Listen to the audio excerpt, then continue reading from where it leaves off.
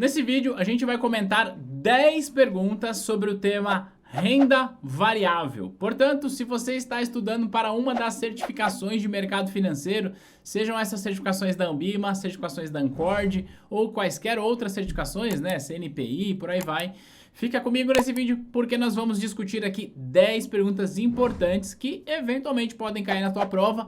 Essas perguntas foram elaboradas com base em feedback de alunos que fizeram as provas e também, claro, no programa detalhado dos exames. Tudo bem?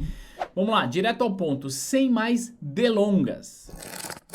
Está aqui a primeira pergunta para a gente já discutir aqui. Vamos falar sobre day trade. Olha só, importante deixar claro que quando eu for comentar cada uma dessas perguntas, o meu objetivo não é que você decore essas perguntas. É que você entenda o que é cada um dos assuntos. E por isso eu vou colocar todo o esforço e todo o empenho para, antes de sair achando aí a resposta correta, entender a questão e do que se trata aquele assunto. E a primeira questão que a gente fala aqui é da operação chamada de day trade, tá? O que é uma operação de day trade? É uma operação que ela é liquidada no mesmo dia, ela é aberta e encerrada no mesmo dia.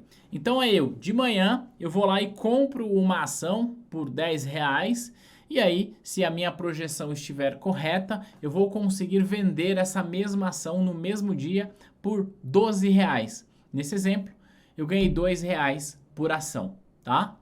O contrário também é verdadeiro. Eu posso, de manhã, vender uma ação, mesmo que eu não a tenha.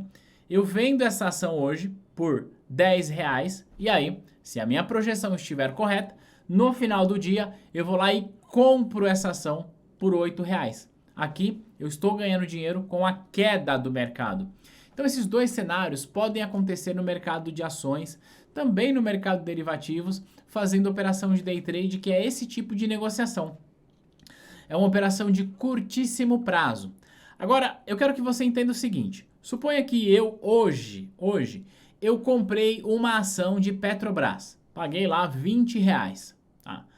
Só que aí, no mesmo dia, eu vendi essa ação por R$21, ganhando aqui R$1 por cada uma dessas ações. Tá? Eu pergunto para você, meu nobre gafanhoto, neste exemplo, eu vou ter a ação? Ela vai vir para mim? Eu terei essa ação? Ela estará custodiada, registrada no meu nome?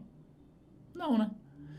Olha só, quando a gente faz uma negociação em bolsa de valores, a gente tem liquidação física e liquidação financeira em D+2. Deixa eu te explicar o que é essa liquidação física e o que é essa liquidação financeira. D+2. Eu estou postando esse vídeo numa segunda-feira, portanto eu vou usar a data de segunda-feira como exemplo, tá? Olha só, se hoje, numa segunda-feira, eu compro a ação da Petrobras por R$20, o que na prática acontece é que no momento da minha compra, eu não preciso desembolsar nada de grana, tá? Só que no momento da minha compra eu também não tenho a ação.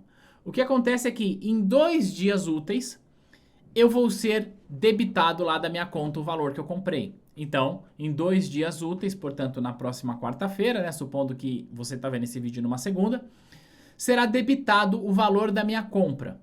E isso é o que a gente chama de liquidação financeira.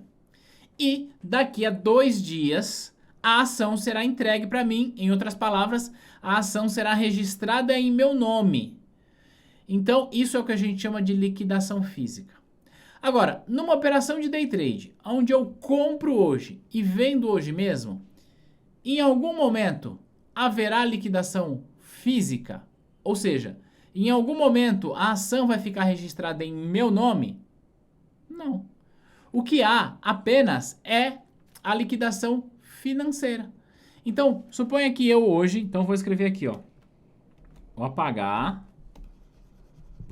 E vou escrever. Suponha que na segunda-feira, tá? Eu comprei Petro 4, que é o ticker de Petrobras, por R$20. Tá bom? E na mesma segunda-feira, eu vendi Petro 4 por R$21.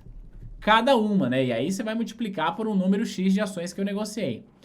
Pergunto pra você, meu nobre gafanhoto. O que vai acontecer na quarta-feira? Na quarta-feira. Eita, fugiu aqui. Quarta-feira é o tal do D mais 2. Faz sentido para você que na quarta-feira é que eu vou realizar o meu lucro? Vai ter lá um crédito de R$1 na minha conta, que é o lucro dessa operação, né? Pode ter o débito da minha compra, R$20, vai estar debitado, mas no mesmo dia vai ver o crédito de 21. Então, 20 menos 20 mais 21 é igual a 1. Então, só tem a liquidação financeira dessa transação, porque o ativo já não vai vir para mim, tá bom? Então, eu dei esse exemplo para que você possa entender a dinâmica do day trade. Então, tá aqui, alternativa correta, alternativa A, tem somente liquidação financeira. Alternativa B fala assim, ó, tem liquidação física e financeira com prazos diferenciados. Não tem liquidação física, a ação não vem para mim, o ativo não vem para mim. Só tem esse registro financeiro. Tem liquidação física e financeira em prazo normal. Tá errado, não tem liquidação física. Tem liquidação física e financeira antecipados, tá errado também. Só tem liquidação financeira. Isso é assim que funciona uma operação de day trade, tá bom? Vamos lá para a próxima pergunta. Podem administrar clube de investimento? Aqui é importante, tá? Porque muita gente acaba confundindo a administração com a gestão. Mas poder administrar clube de investimento, a administração é feito por uma instituição financeira. Portanto, um banco de investimento pode fazer isso, uma corretora e uma distribuidora, tá?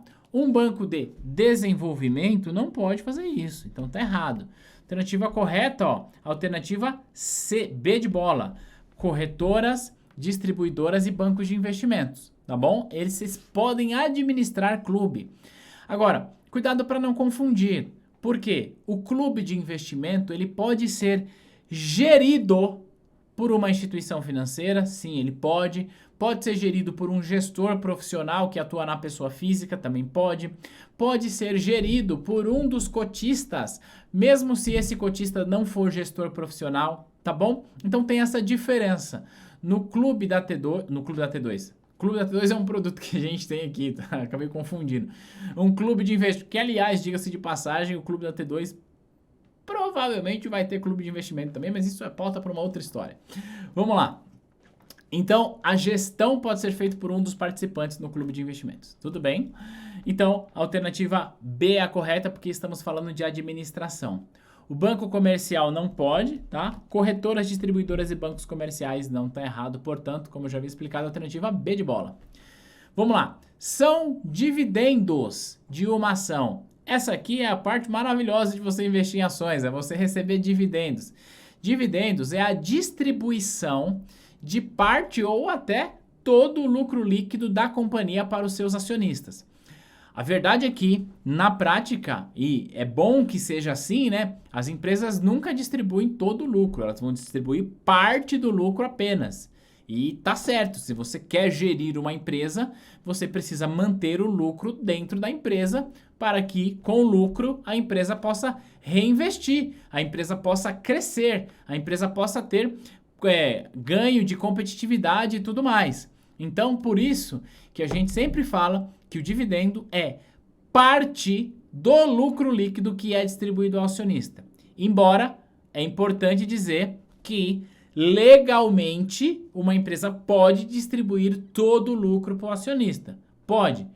Mas de verdade, isso não acontece e que bom que não acontece. Repito, porque a empresa precisa manter caixa para sobreviver, tá bom? E para continuar crescendo. Então, dividendos sempre distribuição de lucro líquido em grana.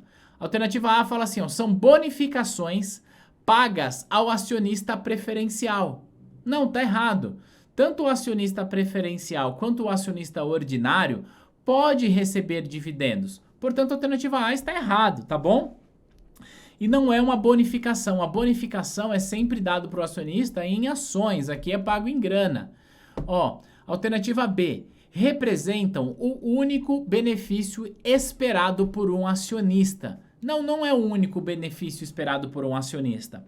Um acionista, quando compra uma ação, ele espera ter outros benefícios. Ele pode receber dividendos, que é o que eu expliquei. Ele pode receber juros sobre capital próprio, que é um rendimento que a empresa paga pelo capital que ficou retido. Ele pode receber bonificações. Ele pode receber subscrição e vendê-las no mercado se quiser. E ele ainda pode, e ele espera que a empresa cresça. E se a empresa cresce, o valor da ação que ele pagou também valoriza e para ele torna um benefício. Portanto, não é correto dizer que dividendo é o único benefício, tá bom? Alternativa C. São distribuições em dinheiro dos recursos oriundos dos lucros gerados pela companhia. Isso, dos recursos vindos dos lucros. A origem desse recurso é o lucro, tá bom? Então a empresa tem lucro, parte desse lucro divide para o acionista, tá bom? E a alternativa D de dado são pagos de acordo com a valorização da ação no mercado secundário. Não, isso aqui tá errado, tá? O que é pago de acordo com a valorização da ação no mercado secundário é a própria valorização da ação e, portanto, o ganho de capital. Eu comprei a ação por 10, hoje ela vale 20, eu vendo por 20, estou ganhando esse dinheiro no mercado secundário. Mas dividendo não, quem paga é a própria empresa de acordo com o seu lucro e de acordo com a regra que tem lá no estatuto. No estatuto da companhia, ela vai deixar claro qual que é o percentual que ela vai distribuir para o seu acionista em forma de dividendos. Tá bom? Entendendo essa pergunta, a gente vai para a próxima. Os ADRs. ADRs é American Depositary Receipt. São recibos de ações. Eu vou te explicar o que é isso. Mas antes, se você está estudando para CPA 10, este assunto não cai na sua prova, tá? Se você está estudando para outras certificações, cai. Mas vamos lá, vamos entender o que é uma ADR. Vamos pegar aqui no Brasil, como exemplo, a Petrobras. A Petrobras é uma empresa brasileira que tem ações listadas na nossa Bolsa de Valores. Tem ações listadas aqui no Brasil, tá bom? Só que imagina que Petrobras olha e fala assim, puxa, legal, os meus investidores podem comprar as ações aqui na B3, mas eu, Petrobras, gostaria de captar recursos de investidores que não tem aqui, não estão no Brasil. Gostaria de captar recursos de investidores lá dos Estados Unidos. Eu, Petrobras, posso emitir ações lá? A verdade é que pode, tá? Existe uma regra chamada de dupla listagem. Não é comum, é um fenômeno até que novo para as empresas do Brasil, mas, e aí ela precisaria abrir parte do capital lá, é um processo um pouco mais burocrático. Mas esquece esse lance da dupla listagem, Petrobras pode pensar assim, olha só, e se eu, Petrobras, emitisse recibos dessas ações lá nos Estados Unidos? Eu, Petrobras, ia fazer o seguinte, ó. Vou pegar, por exemplo, um lote de 10 milhões de ações, tá? 10 milhões de ações e vou tirar de circulação. Ninguém vai poder comprar aqui. Eu vou custodiar em um banco. Vou deixar guardado em um banco aqui, ó, custódia. O banco vai ter a custódia disso. E aí, este banco vai emitir para mim um recibo. Um recibo que comprova que eu tenho essas 10 milhões de ações ali custodiadas. Então, eu posso, com esse recibo, ir em outro mercado, nesse caso nos Estados Unidos, e negociar este recibo. Então, o investidor que comprar esse recibo aqui, ele vai ter o recibo, ele não tem a ação. Só que esse recibo é lastreado na ação. E aí, dessa forma, hipoteticamente, ou hipoteticamente não é o termo correto, né? O termo correto é sinteticamente. Ele tem uma ação custodiada aqui. Então é como se fosse uma ação sintética, não é bem isso, mas ajuda você a entender, tá bom? Tudo isso para explicar para você o que é uma ADR. Por isso, chama DR, ó, DR, Depositar Receipt, tá? Ou seja, um recibo de depósito. Tudo bem? Recibo daquilo que está guardado ali, tá bom? Só que chama ADR porque é American, certo? Por quê? Porque é negociado nos Estados Unidos da América, beleza? Tô dando essa ênfase porque, paralelo a ADR, nós temos BDR. BDR é Brazilian Depositary Receipt, tá bom? E aí, olha só, eu tô dando essa ênfase porque eu quero que você entenda que a primeira letrinha desse recibo, portanto, o B aqui e o A aqui, a letrinha indica aonde esse recibo é negociado. Então, é um recibo de depósito, se é ADR, é negociado lá. Se é negociado lá nos Estados Unidos, é o exemplo que eu dei aqui da Petrobras. Se é negociado lá, a gente diz o seguinte, que é negociado nos Estados Unidos por empresas fora dos Estados Unidos. Uma alternativa, vamos ler as alternativas da questão. É uma alternativa de investimento em ações nos Estados Unidos de companhias instaladas nesse país. Tá errado, tá? Por quê? Se é companhia instalada lá, ela vai abrir o capital lá e vender as ações lá, não vai investir, vender recibos. Então tá errado, tá? Alternativa B, uma alternativa de investimento em ações no Brasil. Tá errado, porque não é no Brasil, é nos Estados Unidos. Seria no Brasil se fosse BDR. Então a alternativa B tá errado. E a C também tá errada. Errado e errado. Logo, por definição, a única que pode ser a correta é a D, porque a gente já sabe que as três primeiras estão erradas, né? Mas vamos ler. Uma alternativa de investimento em ações nos Estados Unidos de companhias instaladas fora desse país. Resposta correta, tá bom? Então, deu o exemplo da Petrobras, ela está instalada aqui e emitiu o recibo lá. Feito isso, matamos essa questão. Deixa eu avançar um pouco mais sobre o assunto ADR, tá? ADRs e BDRs. A questão está dizendo pra gente que, eu vou até apagar tudo aqui, ó, para que não fique muito poluído. A questão está dizendo aqui, ó, uma alternativa de investimento em ações. A questão tá certa, tá? Não tá errado. Mas eu quero complementar isso. Uma ADR não necessariamente vai ser um recibo de depósito de ações. Pode ser recibo de depósito de outro valor imobiliário, tá? Pode ser recibo de depósito até de renda fixa. Pode ser recibo de depósito de cota de fundo. Por exemplo, aqui no Brasil, quando eu estou gravando, essa aula ainda não está disponível. Mas a CVM já autorizou que nós tenhamos aqui no Brasil BDR, olha só, vou escrever aqui para não confundir sua cabeça. BDR de ETF, que é BDR de cota de fundo. Então existe um BDR sendo negociado lá nos Estados Unidos, talvez, e aí o que o administrador faz? Vai recolher cotas, não vai negociar, vai emitir o recibo e trazer para o Brasil quando isso acontecer. Então eu quis dar esse exemplo porque eu quero que você tenha fixado que quando a gente fala de ADRs e BDRs, o mais comum é a gente dizer que é lastreado em ações de outro país. E tá tudo bem, tá? Tá certo, não tá errado. Mas não é só isso, tudo bem? Pode ser lastreado em outro tipo de título, combinado? Próxima pergunta. Uma carteira de uma carteira não, né? A carteira de um clube de investimento deve ter. O que deve ter numa carteira de um clube de investimentos? Olha só, ela vai funcionar muito parecido como funciona um clube de investimento em ações. Deve ter, no mínimo, 67% da carteira alocado em ações, ou não só ações, né? Pode ser BDRs, pode ser ADRs, pode ser recibo, pode ser subscrição, pode ser cotas de fundos de investimentos em ações, pode ser qualquer um desses ativos que tenham lastro no mercado de ações. No mínimo 67%. Alternativa B é a correta, tá bom? Na alternativa A fala no mínimo 51, tá errado. Alternativa C, quantidade de ações específicas no estatuto, isso aqui tá completamente errado. Como assim a quantidade de ações específica no estatuto? Não faz sentido isso aqui. O estatuto de um fundo pode prever o seguinte, pode prever que o estatuto de um clube, perdão.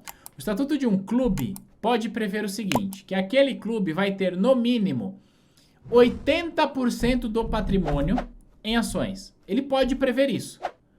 Mas ele não tem como e não pode prever a quantidade de ações. Ele não pode prever, olha, este clube vai ter, sei lá, 8.000 ações. Não faz sentido. Por quê? Depende da quantidade de grana que tem dentro do clube versus o valor das ações que eu vou comprar.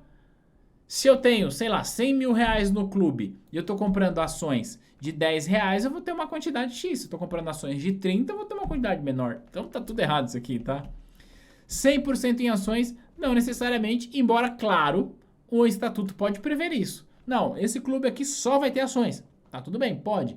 Mas não é uma regra que ele deve ter 100% em ações. Sacou? Então tá errado. Próxima pergunta, ó. Quando uma ação é vendida, negociada, comprada com facilidade e avaliada por seu preço justo, ela é conhecida como sendo... Olha só.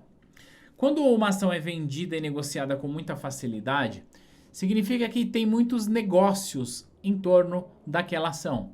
Você entra lá no seu home broker para dar uma ordem de compra, aperta o botão compra, imediatamente já tem alguém que já deu a ordem de venda e já realiza esse negócio. Ou seja, você tem muita liquidez nesse mercado. Liquidez é a velocidade com que você consegue transformar um ativo em dinheiro pelo preço justo. Então, se uma ação ela é negociada dessa forma, nós estamos dizendo que temos muita liquidez nestas ações. Na prática, significa que uma ação que é negociada com facilidade pelo seu preço justo, ela é uma ação líquida, porque tem liquidez. Tá bom? Então, a alternativa A é a correta. Não é uma ação preferencial, tá? Por quê? Aliás, ela até pode ser uma ação preferencial. O fato é que uma ação que tem muita liquidez, ela pode ser tanto preferencial quanto ordinária. O fato de ser preferencial ou ser ordinária não muda nada em relação à sua liquidez, tá bom? Por isso a alternativa B está errada e a C também está errado. Alternativa D, nominativa, também está errado. Todas as ações são nominativas, todas. O que significa isso? Significa que elas são registradas em nome do seu titular. Então, quando eu compro uma ação, se a gente for lá no sistema que registra essa transação, vai estar escrito, olha, o senhor Tiago Feitosa comprou essa ação da empresa X, nominativa. Tá bom? Alternativa D também está errada. Alternativa correta, líquida. Vamos para mais uma pergunta. Olha só, as ações são títulos. Alternativa A, representativos dos direitos a votos na Assembleia da Companhia, representativos da fração do capital social de uma companhia, que garantem rendimentos anuais aos acionistas preferenciais e garante rendimentos anuais mínimos aos acionistas ordinários. Meu querido, minha querida, eu já quero te dar uma dica importante. Olha só, não existe garantia quando a gente está falando de ações. Não existe, tá bom? Então, ó, tá errado aqui e tá errado aqui, a gente nem precisa ler o resto da questão. Agora, o que seria representativos do direito a voto na Assembleia da Companhia? Olha só, uma companhia, ela vai ser gerida, né? A gestão dela é feita pela diretoria executiva, tá? Só que a diretoria executiva precisa prestar conta para o conselho de administração. O conselho de administração é quem vai representar dentro da empresa o interesse do acionista. E quem elege o conselho de administração é o acionista através de voto. Então, o acionista, sim, ele tem direito a voto na Assembleia da Companhia. Ele tem direito. Só que, veja, não é todo acionista. É o acionista ordinário que tem direito a voto. Ou seja, aquele que tem uma ação ordinária. O acionista preferencial também tem direito a voto em casos específicos, tá? Porque eu não vou entrar em detalhe nessa questão, mas é importante você entender que não é sempre que o acionista preferencial não pode votar. É assim, ó, quanto à questão do voto, pensa assim, ó, o acionista ordinário sempre pode votar, sempre. Ele não é ordinário do jeito que você está pensando, ele é ordinário porque requer ali uma ordem para isso, né? Ordinário é algo que está acontecendo regularmente. Então ele sempre pode votar. O acionista preferencial, às vezes, pode votar. Depende, tá? Então é importante. Se a empresa não está distribuindo lucros e por aí vai, tem uma regrinha ali que pode dar ao acionista preferencial o direito a voto temporário. Tudo bem? Só que a ação propriamente dito não é o representativo do direito de voto, tá? Fato é que se eu tenho uma ação ordinária, eu tenho direito a voto, tá? Mas o que vai ser a representação desse direito é a ação ordinária, tudo bem? Agora, o que está correto aqui é a gente falar que é representativos da fração do capital social da companhia. A companhia tem um capital social, de sociedade, certo? E cada ação representa um pedacinho desse capital social. Então, sim, representativos da fração do capital social, tá bom? Próxima questão. A análise técnica no mercado acionário é aquela que... Análise técnica. Antes da gente ler, vamos explicar que diacho é a análise técnica. Primeiro, análise técnica e análise fundamentalista são duas maneiras de você analisar investimentos no mercado de renda variável. Importante, não cai na CPA 10, tá bom? Mas olha só, a análise fundamentalista é um tipo de análise que está olhando para os fundamentos da empresa, que está olhando para os fundamentos da economia. O que isso significa? Está olhando para a empresa, o quanto ela gera de caixa, o quanto ela gera de lucro, sua eficiência operacional, o nível de endividamento desta empresa. Então ele está olhando para a saúde financeira da empresa, está olhando também para a saúde operacional dessa empresa, está olhando também para o contexto econômico que essa empresa está inserida, está olhando também para as concorrências, como que a concorrência está se posicionando nesse mercado. Isso é análise fundamentalista. Ela é muito pautada em princípios de contabilidade também, claro, não só isso, né? É importante deixar claro, senão algum analista vai querer puxar minha orelha aqui. Tem muita contabilidade, mas não só isso, tá bom? Na análise técnica é diferente. Na análise técnica eu desprezo essas informações fundamentalistas, tá? E passo a analisar comportamento de preço. Comportamento de preço através de dados históricos, através de gráficos. Então, toda vez que você vê aqueles gráficos boladões lá, com risco para cima, risco para baixo, talvez alguém esteja analisando alguma tendência de movimentação de preço. E aí tem várias regras para análise técnica. Vai falar sobre resistência, sobre suporte, sobre reversão, sobre índice de força relativa. Então tem muitos e muitos e muitos indicadores para análise técnica. Mas o que eu quero diferenciar aqui para você é, a análise fundamentalista está focada em dados econômicos, tá? Em dados em contexto econômico. A análise técnica está focada em comportamento de preço. Tudo bem? Vamos lá. Alternativa A. Ela diz pra gente que a análise técnica utiliza múltiplos para identificar a ação relativamente mais barata. Tá errado. Quem faz isso é a análise fundamentalista. O que é esse tal de múltiplos? Para te explicar. Suponha que uma empresa tem lá um lucro líquido de R$100. Vou simplificar, tá? Na hora de eu precificar uma ação, dependendo do segmento que ela está inserida, eu posso precificar uma ação com base num múltiplo do seu lucro líquido. Posso dizer assim, ó, o múltiplo dessa ação é 10 vezes o lucro. O que significa dizer, então, que se ela teve um lucro de R$100, o valor da empresa seria R$1.000, tá? 10 vezes o lucro. Obviamente que uma empresa não vale R$1.000, tá? Isso é só para fins didáticos. Então, esses são os múltiplos, que eu posso usar o múltiplos para lucro líquido, posso usar múltiplos de EBITDA, que é o lucro operacional, e por aí vai, tá? Eu posso brincar bastante em relação a esses indicadores. Mas não é a análise técnica que faz isso. Quem faz é a análise fundamentalista. Então, essa aqui, ó, está errada. Projeta a geração de caixa da companhia. Essa aqui também não é análise técnica, é análise fundamentalista. Lembra que eu disse que a análise fundamentalista está olhando para a empresa, para o quanto ela vende, para a receita, para o lucro e tudo mais? Então, não é correto dizer que é a técnica. Ela vai projetar uma geração de caixa. Ah, nesse ano a empresa faturou R$1.000. No ano que vem, mantendo um crescimento X, ela vai faturar 1.100 e assim sucessivamente, tá bom? Alternativa C, correta, ó. Utiliza instrumentos gráficos. Então, os gráficos são utilizados na análise técnica, tá bom? Para olhar para o comportamento de preço. E a alternativa D faz uma estimativa de dividendos futuros para calcular o preço justo da ação hoje. Não, quem faz isso é a análise fundamentalista.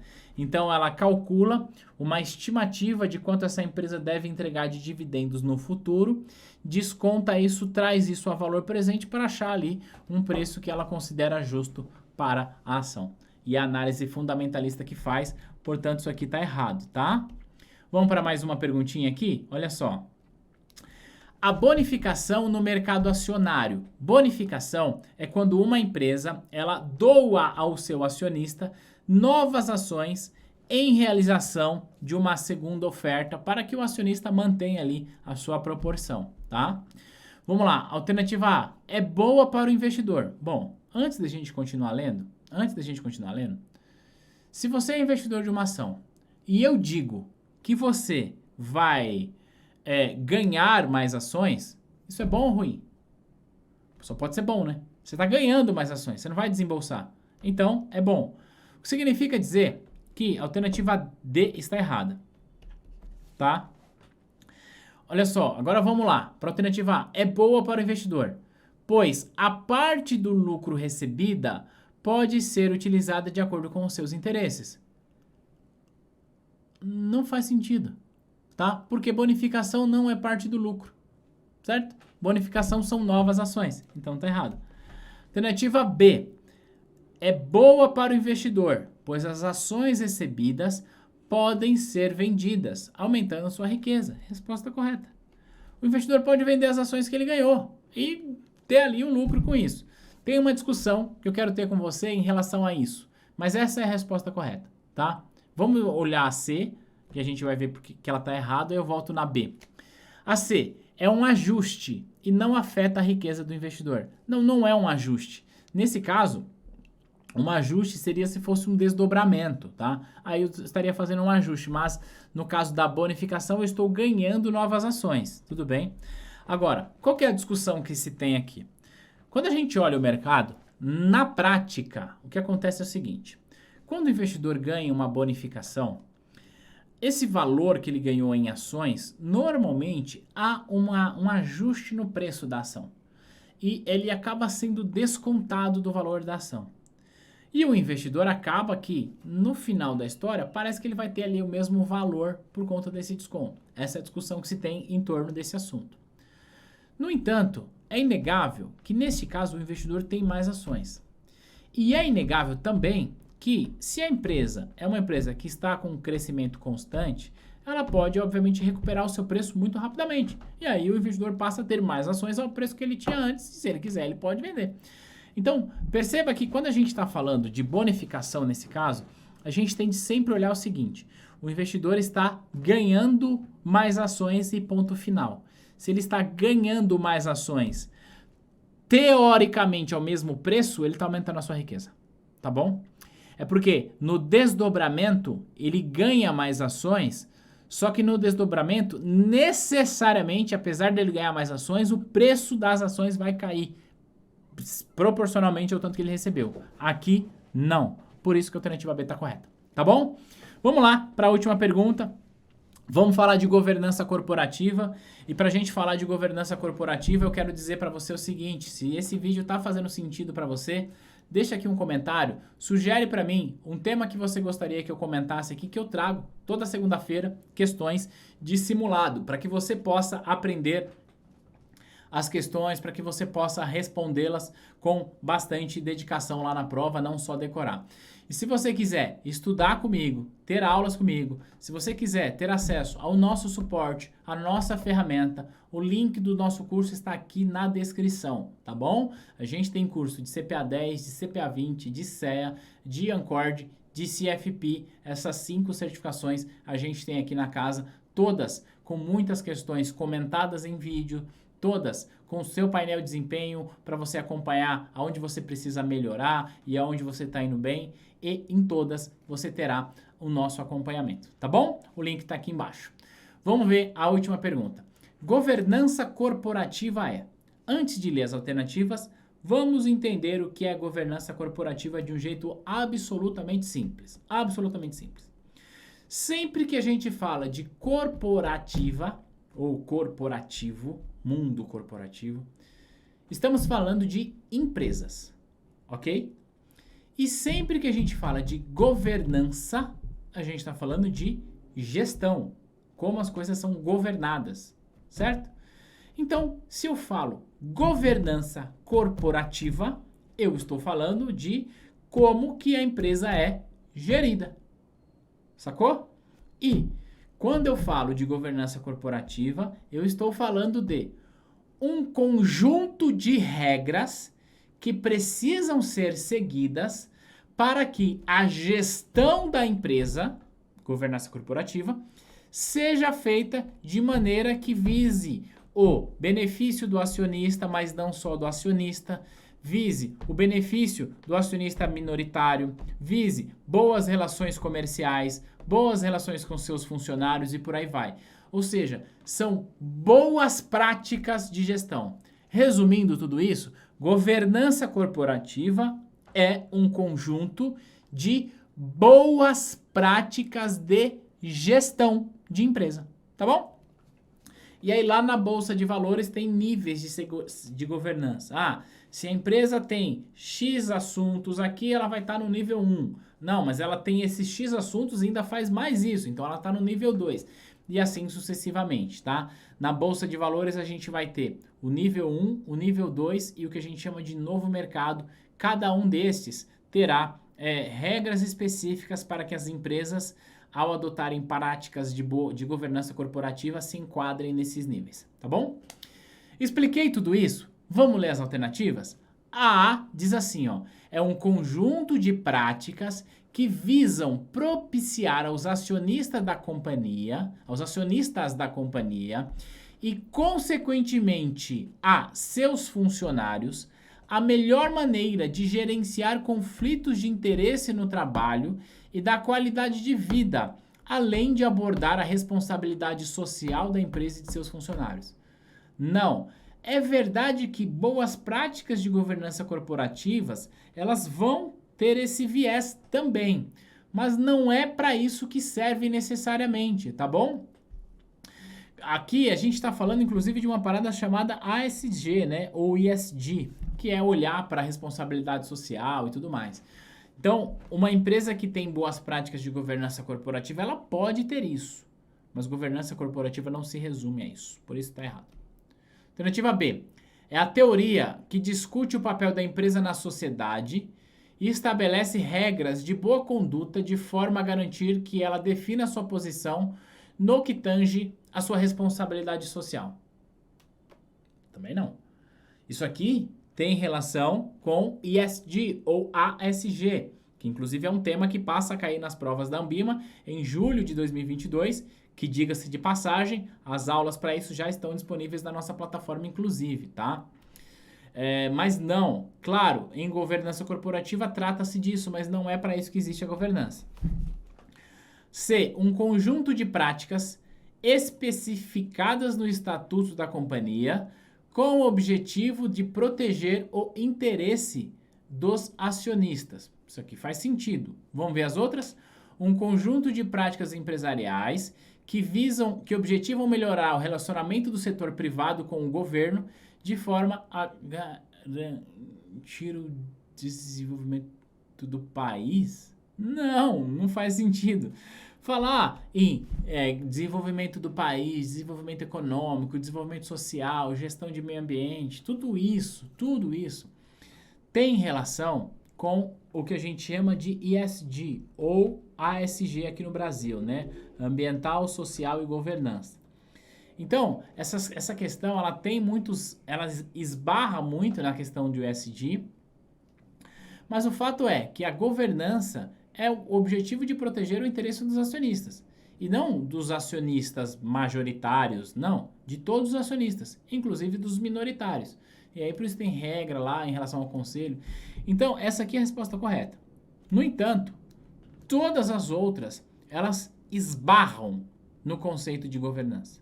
Porque ter boas práticas de governança é sim propiciar boas práticas e propiciar aos acionistas e os funcionários melhor maneira de gerenciar os conflitos inerentes do trabalho, da qualidade de vida, além de abordar a responsabilidade social da empresa e seus funcionários.